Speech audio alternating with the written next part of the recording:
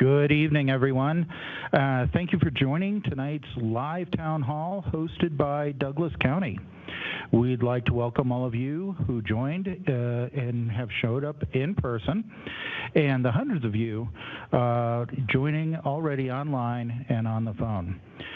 So if you've ever had to sit and watch the spinning wheel of death when trying to download a video or watch a video on the internet, or had to wait forever, it seems, for a website to load, or have been kicked off a Zoom call due to poor internet connection, stay with us tonight.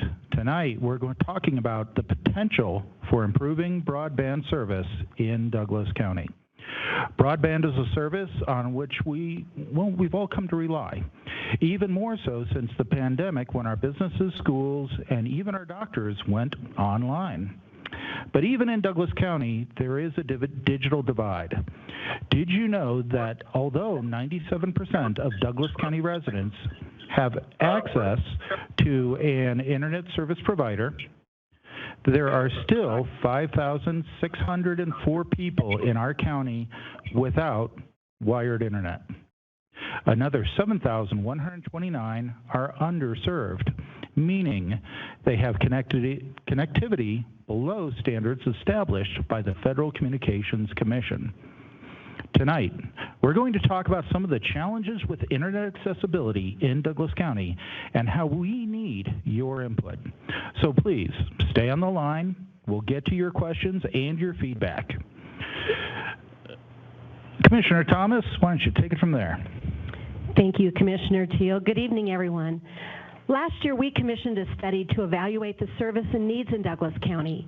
We hosted our first live town hall on this topic in November of 2021, and at that time, we asked you all to participate in a survey. Tonight, we have an update on that study, those survey results, and a few ideas of how your county government may be able to facilitate broadband improvements in partnership with others, especially for folks in our rural communities. But the ultimate decision is up to you. Any solution that involves county government, whether that is partnering with private companies to build fiber backbone or pursuing grant funding for increased infrastructure, will require a vote of the people. Current state law prohibits us from using public money to provide broadband service. We'll talk more about that law and the idea of a ballot question to opt out. Please stay with us. We want your feedback, and there will be several ways to provide it. Roger? All right, thank you, commissioners. We want tonight's call to be very interactive. If you're calling in and on the phone and would like to ask a question, please press *3 on your keypad. You'll be transferred to an operator who will take down some basic information. Once the operator notes your information, you'll be returned to the call and can listen to the conversation until it's your turn. For those of you listening online, you can enter a question online, and I will read that aloud read as many of those as possible during the call. So to join online, visit douglas.co.us/town hall. Since we would like to hear from as many people as possible, we'll limit all speakers to just one question and ask you to be brief. When it's your turn, I will call your name and ask you to repeat your question for our live audience. So let's get started and go back to Commissioner Teal. Well, thank you so much, Roger. So let's start with a bit of background here. We just wrapped up a broadband study here in Douglas County. Arena, you helped us with that, with your organization. Can you tell us what the study was and what was discovered, please? Yeah, yes. So we wrapped up a broadband feasibility study, which looked at what providers are in the area, what services they're providing, and because of the public sources of information regarding this type of data are questionably unreliable because they are self-reported by providers and are not always getting to the root of the detailed and very graphic data that we need to make decisions for deployment. We did a community survey, and we garnered more than 1,000 responses from community members around the county that told us exactly what speeds they're getting, who their provider is, how satisfied they are with their service, and a number of values questions that they would like to see out of their broadband. And so what we found is that there is a digital divide as exists in many places of the country. The much more remote and rural areas are going to have much less availability of broadband service, which is less than 25 megabits per second download. And then many more areas have are underserved with less than 100 megabits per second download. And so we have found that out of about 91 subdivisions in the county, about half of them have unserved and underserved addresses, and that really creates a good opportunity for all of the grant money that's coming down from the federal government, specifically for this purpose. So one of the things we discovered is that in the county, as much as 75% of the people at one point in time were working from home, and a lot of that was also remote education, online education for their students as well. And, you know, Colorado is a difficult state to build in because we have the Rocky Mountains. And so in a lot of places, it's more expensive to build here for example, fiber per mile than it is in many other parts of the country. So the economic business case for a lot of providers in this rural area is difficult. And that is why the federal government has recognized this need and is now giving us the opportunity for tens of billions of dollars coming to broadband. This relates to the ballot question that we're going to be discussing today. The types, this type of law that a lot of other communities in Colorado have opted out of has helped them, I think, as much as it can help Douglas County with the federal effort that's taking place today. Awesome. Thank you, Irina. Appreciate you giving us that context. Now, moving right along, we do have an online question that came in from Sarah. And she asked, what is the government's role in internet service? How is it different than other utilities and infrastructure? Holly, I wonder if you could help us out with that one. I'd be happy to. Thank you, Commissioner. Dial-up internet first came on the scene in the 80s, followed by DSL. Then in the late 90s, cable residential broadband was finally introduced. For many years, accessing the internet at home was a luxury and not the necessity that has become. It was an optional service that one could subscribe to or not, unlike traditional utilities such as water and electricity. Progressively over time, consumers' demand for more advanced technology grew, and internet service providers openly competed to meet that demand in our communities. Given the high price tag that Irina referenced to tear out old infrastructure and install better and more advanced networks, internet service providers couldn't make a business case in some areas for these upgrades. So until the early 2000s, government played virtually no role in the delivery of internet. However, as access to technology became more critical to our daily lives and rural and economically disadvantaged residents were left behind in the digital divide, some government officials began to look for solutions.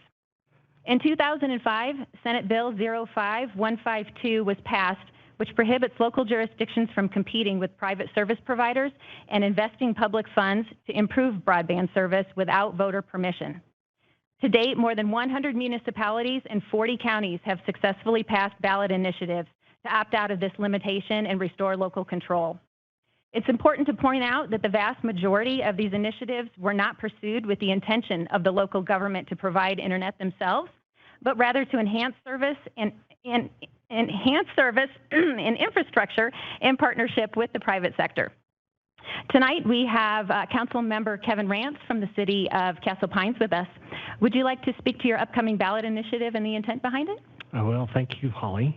For those that are unaware, my name is Kevin Rance. I represent District 2 for the City Council for the City of Castle Pines. And so for the City of Castle Pines, we've been discussing SB 152 opt-out for about 2 years now. And this year we've made the decision to move forward. For us and for those of you that live in Douglas County, it's hard to drive north or south on I-25 without noticing the significant amount of development on the east side of the city. And so we're experiencing some significant growth. And this year we are installing some underground infrastructure before the development occurs. So with that, we find that an opportunity for us to be a little bit more forward thinking and to be agile. So as we're installing infrastructure in an area that has yet to be developed, thinking through not only the return on investment, but the actual intent for us to potentially provide some public free Wi-Fi at some of our city parks and over through some of our other infrastructure there. So for us, this is really about being forward thinking and being agile and allowing us the room and flexibility to move in the direction that not only our residents would require, but the way we want to be postured as a city where people live, work, and play, and to take advantage of a very strong fiber backbone there to entice those folks who do work from home to come live in our community. Also, to comment on this, I know we were expected to be joined by our executive director for the state Colorado Broadband office. Has Brandy been able to join us? Brandy, are you there? Yes, I'm here, if you can hear me. Thank you. We can hear you, ma'am. Ma'am, could you speak to this topic of what makes broadband different than other utility services? Yeah, so, as far as the role of government and how broadband is different from other utility utility services that I know everybody's familiar with is that, broadband is,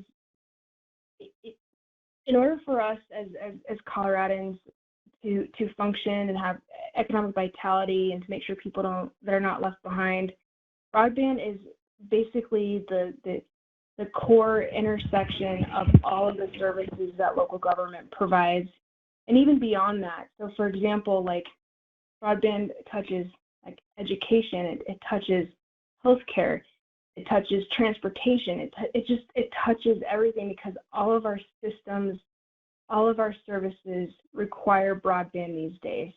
It's different from water and roads and some of these other ones, especially water and sewer. I know water and sewer, and especially if you're in local government, those are critical services. But broadband it reaches everything that we do in our communities, and to be underserved or not served, you are being left behind because the good broadband relies on high-speed internet, better speeds, and the digital divide. I know there's a rural piece, there's also the urban piece. And so we have a lot of work to do as a state to make sure everybody's connected so that they can take advantage of every single opportunity that's in front of them. And I know what's really different too is I know that local government, on the utility side, traditional utilities is what I call, the private sector isn't going to really deal with that, right? Because the business case for running water and sewer isn't there. There is a business case for deployment of broadband, and I think that the best partnerships really are when local government works with the private sector on broadband to make sure that every piece of our social fabric is connected, and our economic fabric, and even as a matter of public safety as well. Because I know I've been dealing with a lot of public safety agencies and over time, and my background is in local government, and I know exactly what happens when your broadband doesn't work. It means you can't respond to critical incidents. So broadband is at the intersection of everything that we do in our lives, and I do think that the role of the government, I think we do have a role to play, and that's really to offset some of the costs that don't make it a good business case for some of our providers to go into a community that doesn't have service or they're underserved. And so, when you talk about running major middle mile backhaul type of infrastructure, and especially in rural Colorado where there's just no density to make the case, I think the role of government, we have a role to play there to help these ISPs provide the service in these hard-to-reach areas. So that's the difference. It's just the biggest difference, really, in summary, is that broadband, it's all-encompassing of everything that we do, from healthcare to public safety to economic vitality to education and everything else. So, yeah, and I'm here to answer any questions if you guys have any. Well, thank you, Executive Director. I bet you anything we will have some questions for you, ma'am. Before we move along, before I turn it over to Commissioner Thomas, I'd like to just want to remind everybody who's joining us on the phone, please press *3 on your keypad if you would like to ask a question. You can also participate online, submitting questions at douglas.co.us/town hall. So let's take some more questions. Commissioner Thomas, can you take it?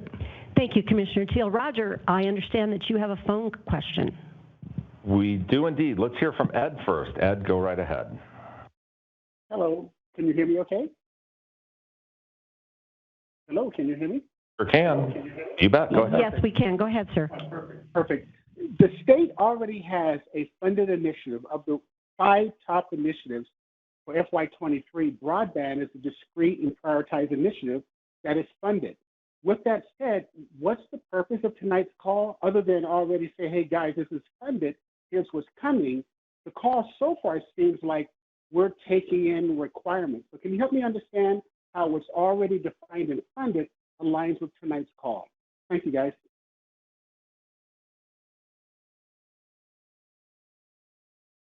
One of the reasons why for tonight's meeting isn't just to discuss, hey, is it a good idea or a bad idea to proceed forward with a broadband plan, but also to introduce to the public here in the county the idea of going ahead and having this election for an SB 152 opt-out.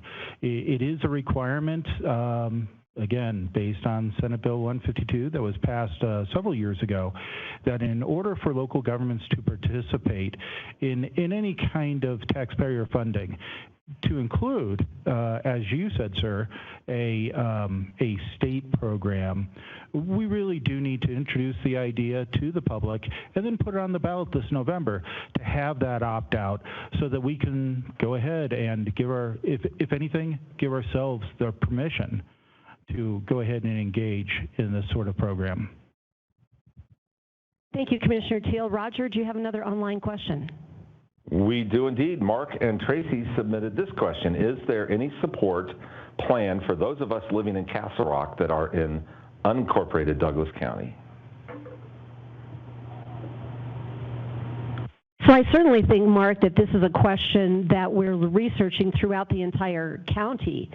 And the first step as we go further into this question is, are we going to put on the question on the ballot for our citizens to opt out of Senate Bill 05-152?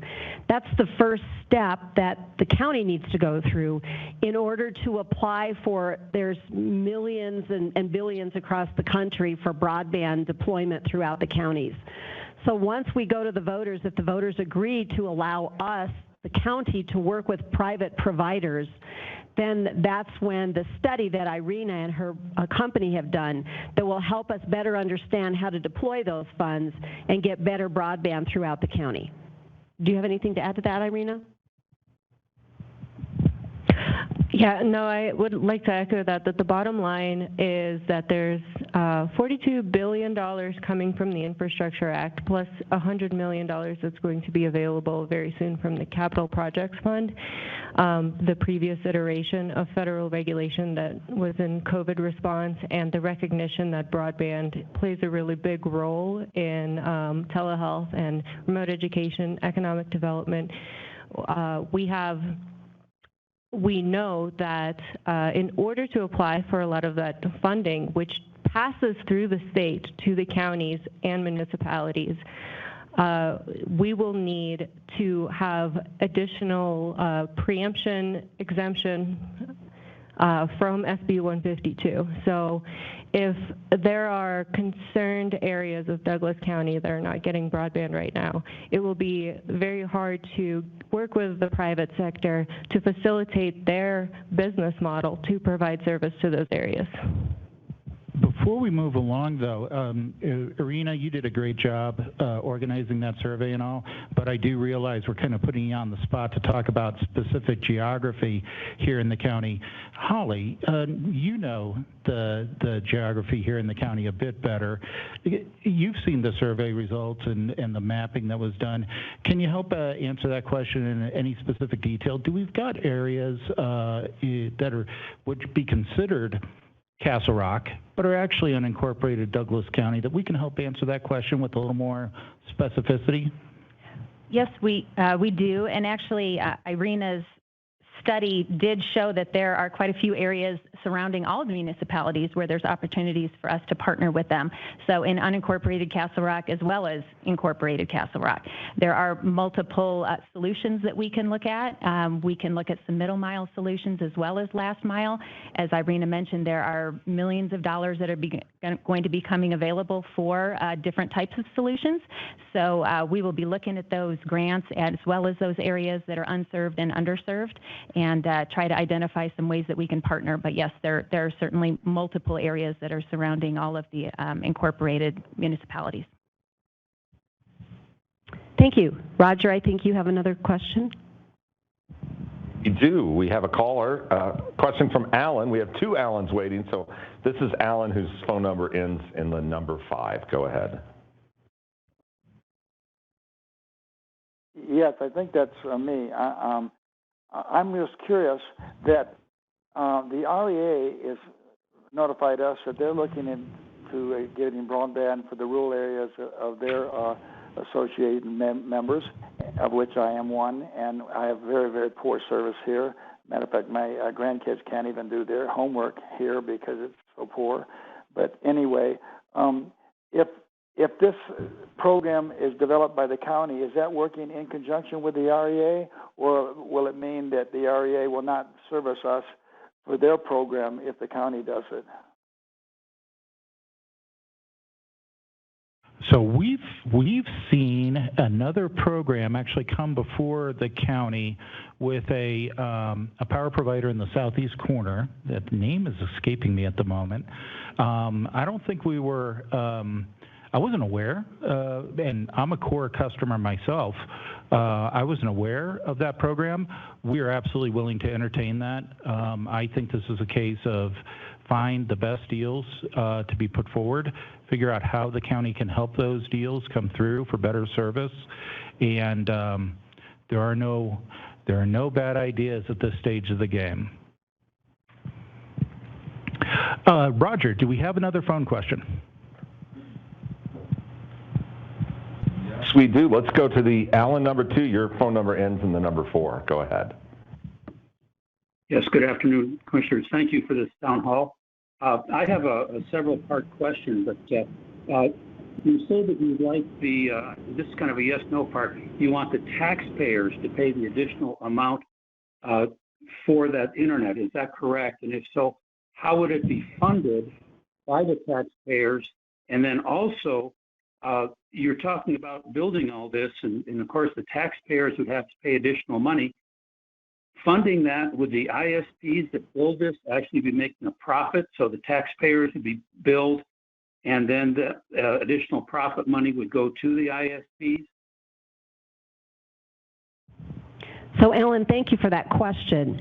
What we are wanting to do is go to the ballot in November and ask the voters to opt out of Senate Bill 152. If the voters agree to do that, then Douglas County will apply for federal grant dollars that will be used to partner with the private sector to get the broadband into your residence, whether it's the middle mile or the last mile. So it's not tax dollars that are going to be used for this, it's these federal grant dollars that are going to be available. And then once the ISP or the private provider gets that service into your residence, then you'll be able to access that broadband using those grants to finish that middle and last mile. Would anybody else like to expand on that question? Yeah, I mean, I'd just say the answer, the yes/no answer is yes. You know, we always do need to bear in mind that yes, you pay taxes here locally, but you know, any federal taxes, any federal grant funds, any state grant funds are still inherently taxpayer funds, unless somebody in the room here would like to volunteer that they didn't pay their taxes this year. I'm not going to. And so, yeah, this is a means to take the monies that have been allocated at the federal level and at the state level from our taxpayer funds. Our taxes did fund this scheme, and yes, apply it to where we can help close out underserved and non-served areas here in the county. Roger, I think we had do we have a question here in the room? Well, ma'am, I see you with your hand up. Let me come out there.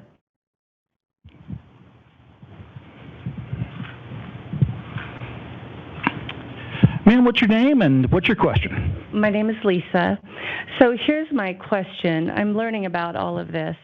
Let's say we get to November, the vote happens, there's an opt-out.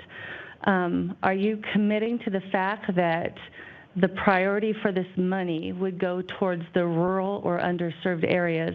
For instance, here's a case study. It happens to be my own. We pay over $300 a month for internet service to get something that maybe goes up to 8 megabytes per second. So what that means is we have one CenturyLink line. We had to buy a second to piggyback it to make it strong enough. And now we've also purchased something else that might work.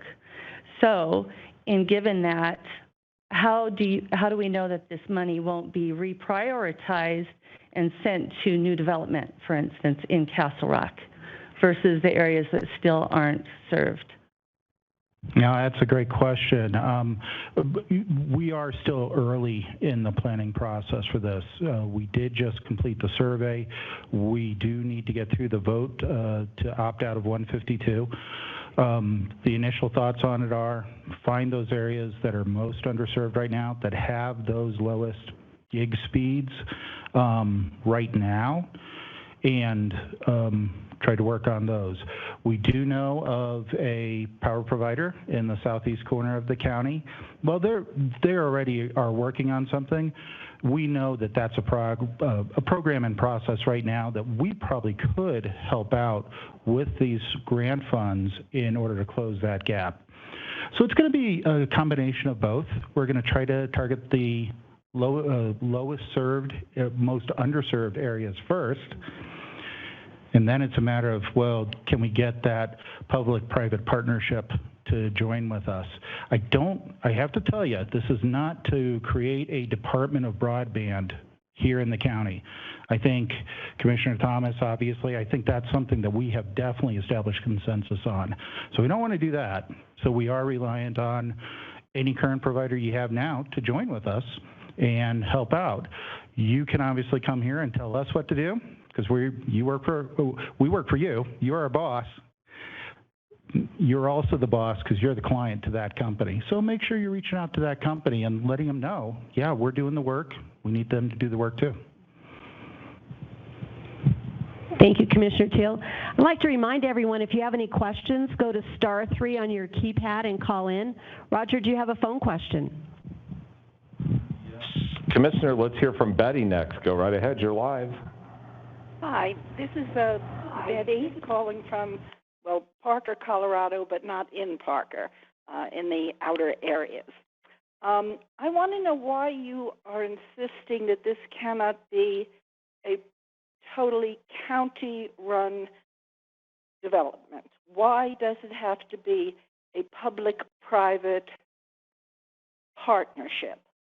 It seems to me that kind of structure usually winds up padding the pocket of the private entities and is more harmful to the people who are having so much difficulty getting the service in the first place. Betty, thank you for that question. We work to keep our county government small, and we don't have any expertise in providing broadband services to the public. And that's why we're going to be a conduit to apply for the grant dollars to help the business deal pencil so that the private sector can get the services to you, because after all, they are the providers of the service. County government doesn't provide broadband service, and frankly, government does not do a very good job doing things that aren't part of their infrastructure or their purpose. So I think that's a good question, but the best people to provide the broadband service to the public are broadband providers. Roger, do you have another phone question?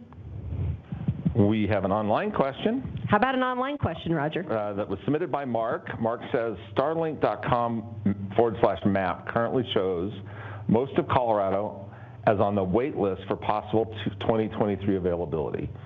This delay may be on the SpaceX side, but could you please confirm if there are any holdups on the Colorado or county side that could be expedited?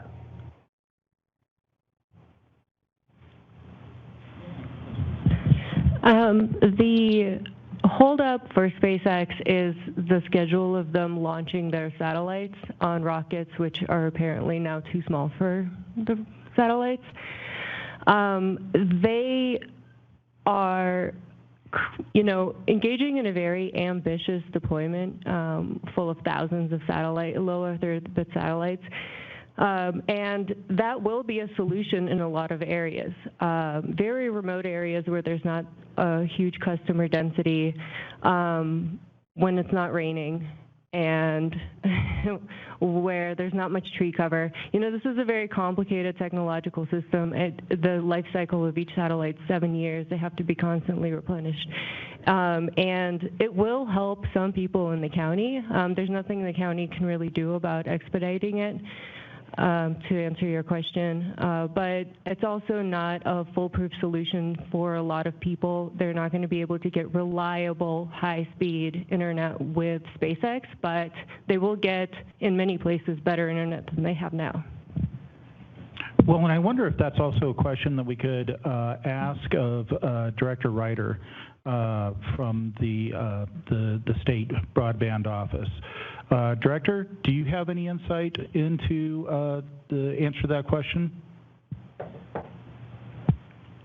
In terms of Starlink and it being an option for folks in the immediate term, like in the short term? Yes, ma'am.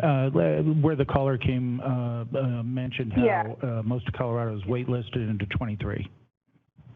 Yeah. So I've talked to a couple of folks that are on the wait list, and there is a wait list, and it's exactly that. It's just waiting on technology. There's definitely a pretty big queue for Starlink, and so you have to put your name on the list, and then eventually you'll get it, and so it's one of many options that are available. As far as federal dollars, funding Starlink, that's not something that we're doing right now.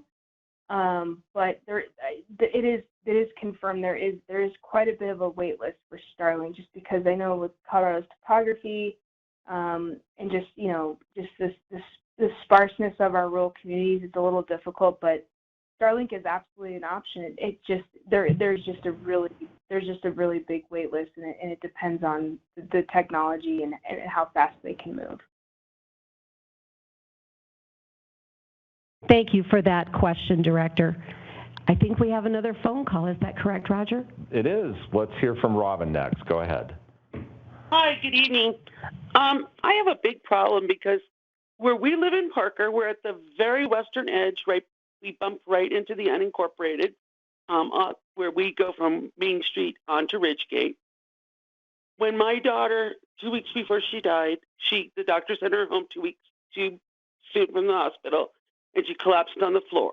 Where she collapsed is the back part of our house, and so I picked up our house phone because I know that if our cell phones aren't high enough, and even this evening we lost a call while we were sitting in the middle part of that wall that goes back, that faces, that wall faces the main part of Parker, but we don't have enough towers out here to sustain us, whether it be cell phones or our internet or anything else out here. And yet we're growing like crazy. We're growing both in the town and in unincorporated Douglas County. And had I not had a landline, I probably would have lost the call because we were down in the corner.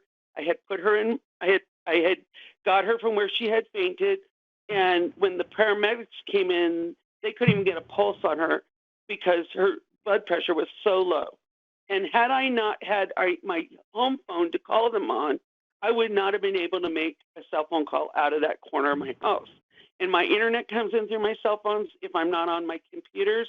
If we're trying to get set up, it's very hard. And we're in where we were, all of our stuff's underground. You know, the biggest cell tower that we can see is way down in the middle of town.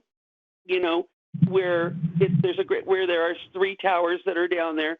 They've never given us anything up where we live, and we've been here for 16 years, but all the new homes that go up and into unincorporated and go on to Ridgegate, they never built a cell tower in that area whatsoever. So from that point forward, all the way to I-25 and beyond, because there's no cell towers that we can even see in Lone Tree when we get up there to get on the freeway, to get on I-25, and down to where I am, all the way down into the town of Parker. When you're in downtown Parker, that's the first time you see any kind of poles or anything or connections.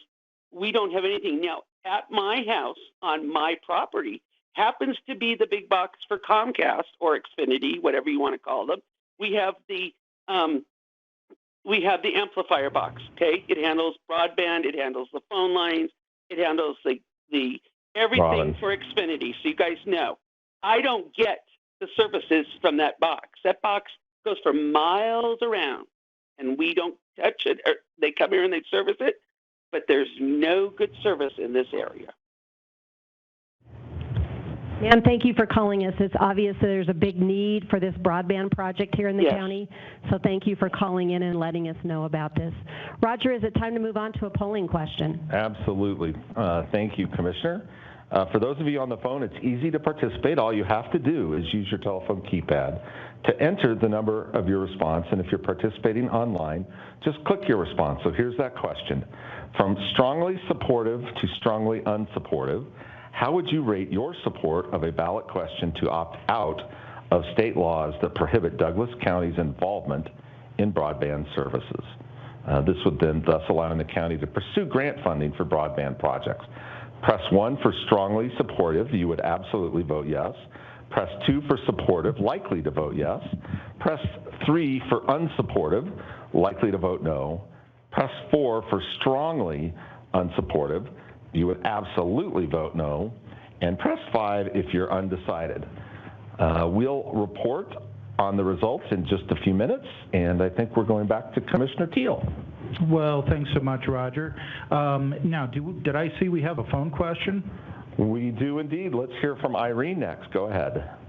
Yes, good evening out there. I would like to know how this broadband going to affect low-income people and seniors with fixed income, since Douglas County is going to partner with the private sectors. Are they going to give some compensation when it comes to taxes or fees? Thank you.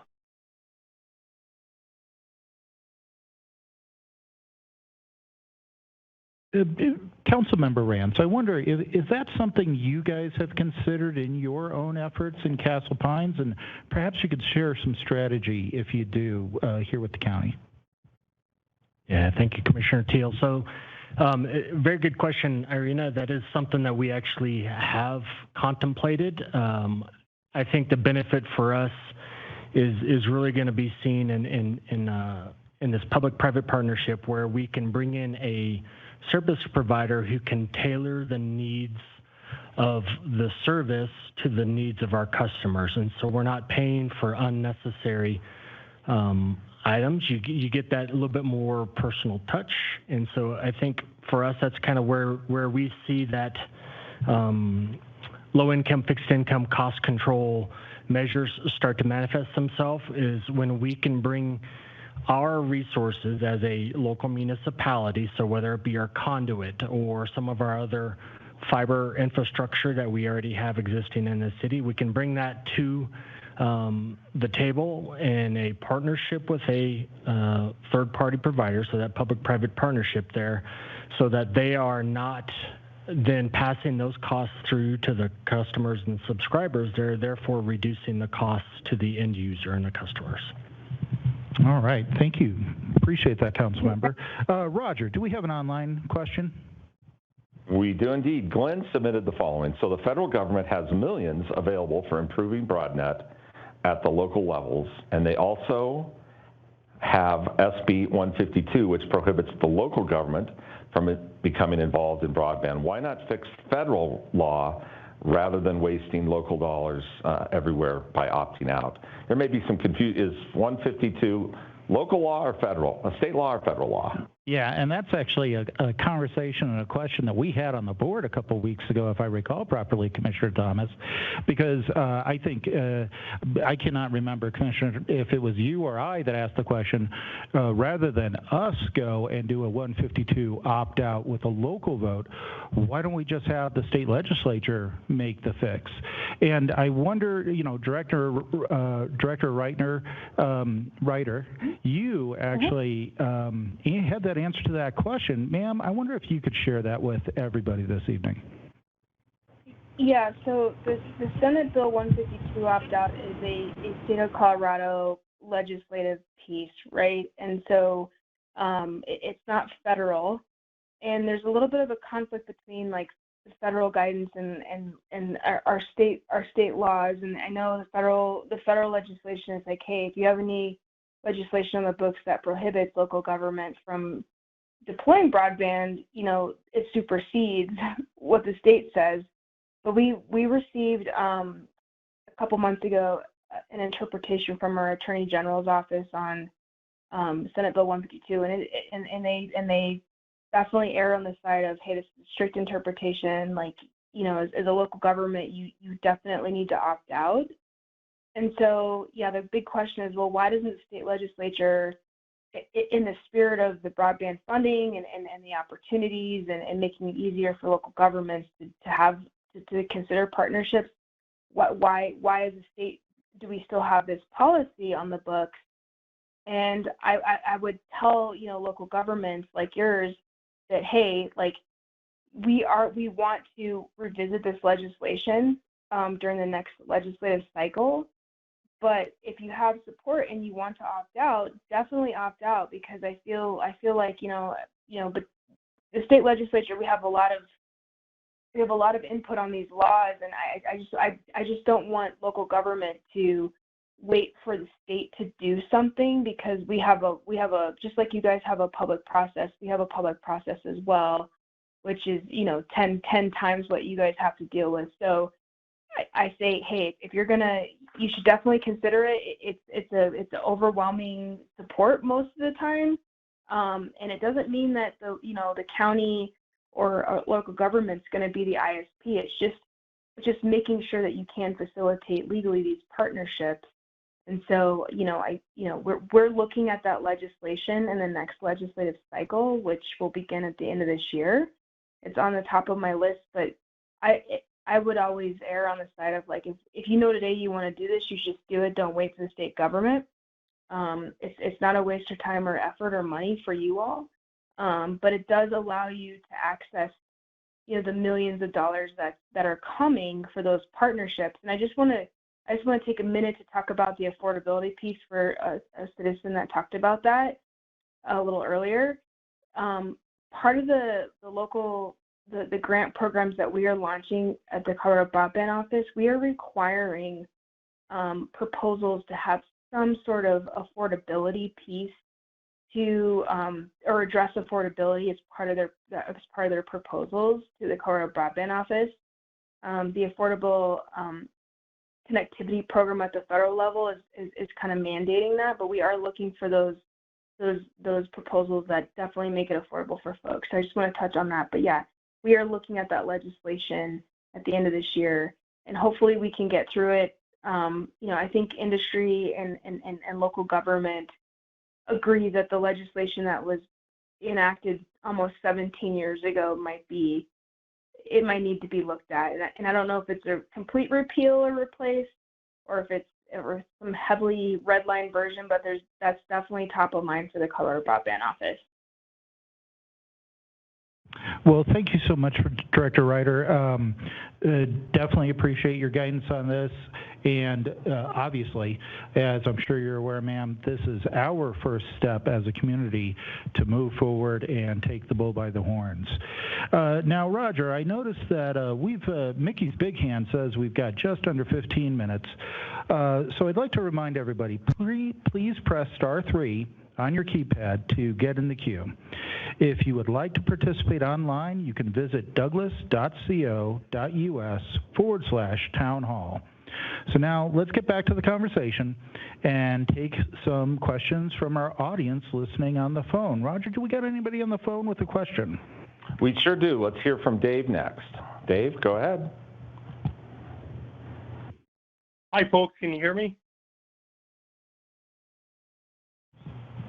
Hello? Yes, sir, we can.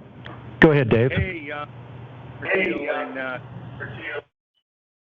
so I spoke to I spoke to a couple of commissioners and also the person doing the study. So I am a homeowner that is in an unserved HOA. So we have no broadband whatsoever.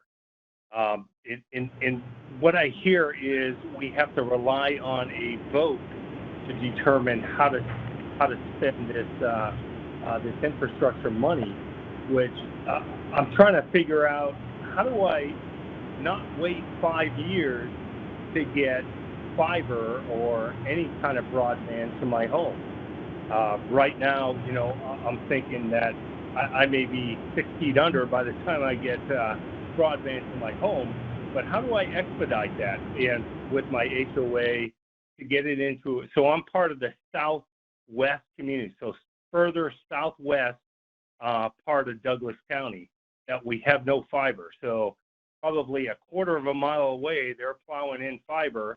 I have a contractor that they said they can plow fiber to our street, to our home within a week, but we can't get that. So now I hear that these government interactions, that we have to rely on a vote and everything, but we have money to spend. How do we get those grants to solve that? Well, first thing you want to do, Dave, is vote yes on the opt-out this fall. And then second, as I said a little earlier, we are still pretty early in our planning on this. We're getting our ducks in the row. But Holly, we've talked through some details in terms of how we might roll out a plan. Can you just speak briefly to some of those ideas that we're working on? Yes, Commissioner, I can. We do have a multitude of partnership opportunities in Douglas County. We're very fortunate to have great relationships with metro districts and with our municipalities, as well as the school district and our emergency management. So there are multiple opportunities for us to partner and come together so that we can make improvements for our communities with these grants. Also, another opportunity to take advantage of for the caller to be aware of is Colorado Deployment Fund board funds. They can go with their HOA to this particular this board and to apply for a grant. We have had a couple of HOAs in Douglas County that have been successful in getting funds and have made some improvements in their own neighborhood. So that is another opportunity that you can go forward without an SB 152 opt-out, and that is something that you can organize and gather your HOA now and start to move that ball forward for improvements. Awesome. Thank you so much, Holly. Roger, do we have polling question results? We sure do. Again, we asked from strongly supportive to strongly unsupportive. How would you rate your support of a ballot question to opt out of state laws that prohibit Douglas County's investment in broadband services? And 45% said strongly supportive, 27% of you are undecided, 14% are likely to vote supportive, 10% are strongly unsupportive, and 4% were likely to vote no, but just slightly unsupportive. So interesting results there. I do think we have a question now in the hearing room, Commissioner. To Commissioner Thomas. Thank you. A question from here. Hi, my name's Walker. I just was curious about the opt-out. Is it just a straight opt-out? Are there any kind of guidelines or guardrails of how the county would get involved or expects to get involved in that kind of proposed language? So when the commissioners have been talking with our legal staff on doing this, we have talked about, and correct me if I'm wrong, Commissioner Teal, that we would write this question in such a way that we would be able to apply for grant dollars to help our communities partner with private providers, but we would make it clear that Douglas County was not going to become a utility provider by doing this. Is that what you agree with that, Commissioner Teal? Absolutely, Commissioner. I mean, and yeah, we had an update to our legal memo just the other day, and that is very clearly delineated. Does that answer your question, Walker? It does, yeah. Okay, thank you. Roger? Yeah, thanks so much, Commissioner. Roger, do we have a phone question at this time? We sure do. Let's hear from Lamont next. Go right ahead. You are live. Yeah, thank you. Yeah, my question is, I know grant funding will be the initial part of of doing this project. What is your plan for maintenance of the broadband in the event grant funding doesn't come through, or it meets the period of performance that most federal grants reach? What is your funding for the loss of any federal grant funding, or for that matter, what the plan in place?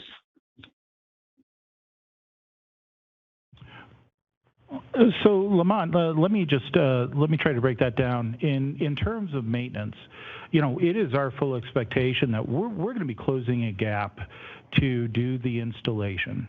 But it is going to be that subscriber fee that a lot of us are paying now. Some of us are paying for good service, and some of us are paying for service that can improve. But it's that subscriber fee with your broadband provider that will take care of the maintenance. That is the real intent here.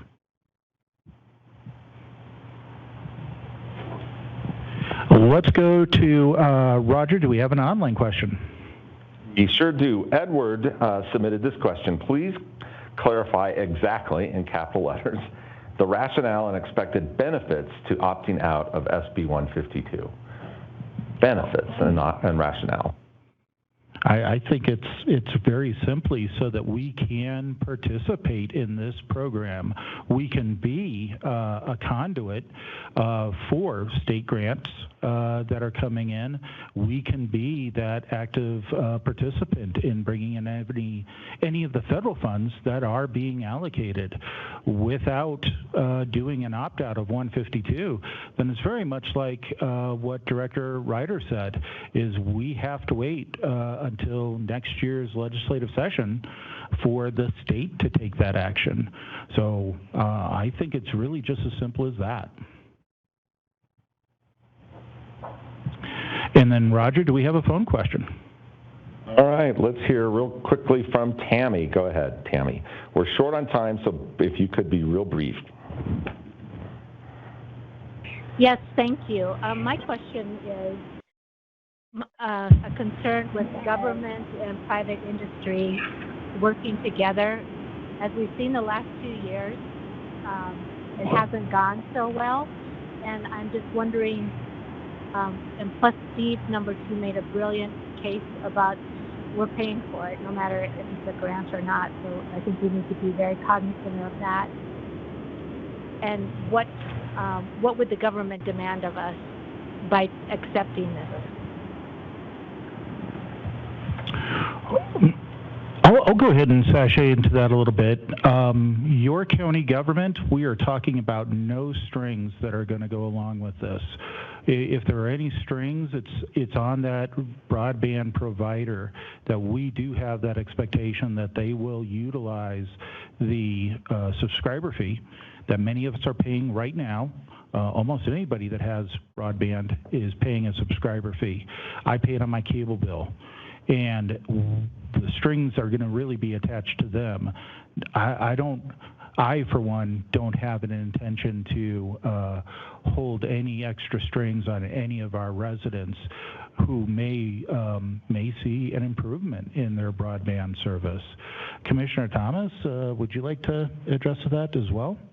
I think you answered that well. The county is not looking at this to put any strings on any citizens. And if you're concerned about this, you don't have to participate in the program. All this is that the federal government realized through COVID how dependent we have become on broadband. And so much of our country does not have good broadband access.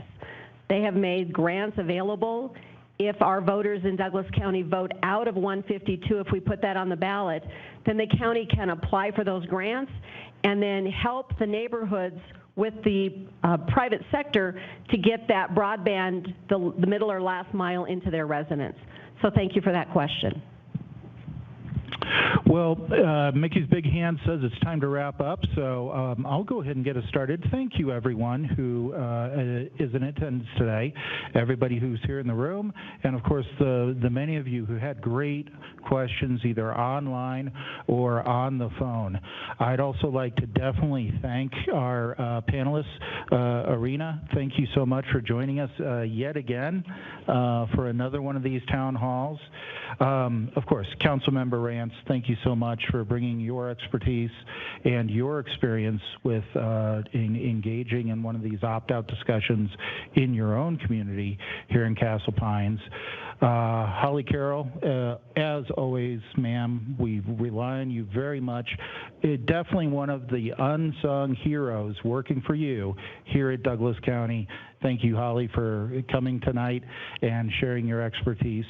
This is an important discussion, folks. I think we heard, I for one, am very happy to have heard some of the perspectives we heard tonight, from concerns about, okay, well, what strings are attached, concerns about how will the internet partners that we may work with on this be held accountable. And then, of course, I definitely appreciate all the questions about, hey, what's our plan moving forward? I assure you, there's nobody, well, I definitely want to answer that question, and I definitely want to be a part of that, answering that question with providing that solution. This is an important topic. I believe, folks, that you will see that question to opt out of Senate Bill 152 as a county on the ballot this fall. It's not a certainty. It's certainly not decided right now. Your input tonight will help us decide if that's a step that the county does take. If we do step forward with it, I look forward to many more conversations where we can go through that in more detail. Commissioner Thomas, would you like to take us out? Thank you, Commissioner Teal. I'd like to thank the State Director from the Broadband Office for also being on this call, because we have found over the years that partnerships are what help get things done the best. And the state has said they're probably not going to be able to get this on the ballot right away to help us, and so if we help ourselves and put 152 on the ballot as an opt-out this year, I think that's a better course for us helping our citizens partner with the private sector, whose job is to provide broadband to them to be more successful. To the people in the room, thank you for coming. To the people online, thank you for listening in. And know that the commissioners continue to govern so that your lives become better, and I think the opportunity to use these federal dollars is a step in the right direction. Good night, everyone, and God bless. Thank you. Commissioners, on behalf of Douglas County, thank you for joining us this evening. If we did not get to your question tonight, we invite you to submit a question on this or any other topic at douglas.co.us/citizen connect. We hope you'll join us for future town halls, and we wish you a good night.